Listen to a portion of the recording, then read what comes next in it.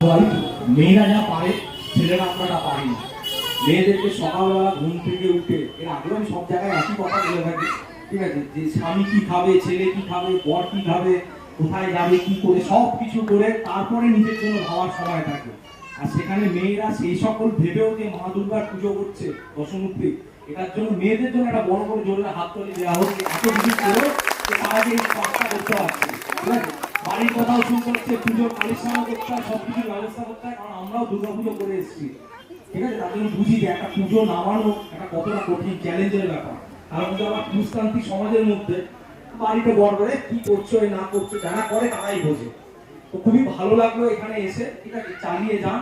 আর যেহেতু মেয়েরা রয়েছে, একটাই কথা একটা বলবো, যেটা সব জায়গাতে জ্ঞান দিয়ে থাকি, বাল্য বিবাহ বা অল্প বয়সে বলবো মেয়েদের বিয়ে দিয়ে না, ঠিক আছে। নিজেদের মেয়েদের এবং যারা অল্প অল্প মেয়েরাও রয়েছে তাদেরকে বলবো আগে নিজের পায়ে দাঁড়াও, নিজের পায়ে দাঁড়িয়ে শিক্ষিত হও, নিয়ে চাকরি করো, তারপরে বিয়ের জন্য অনেক কিছু করে থাকবে।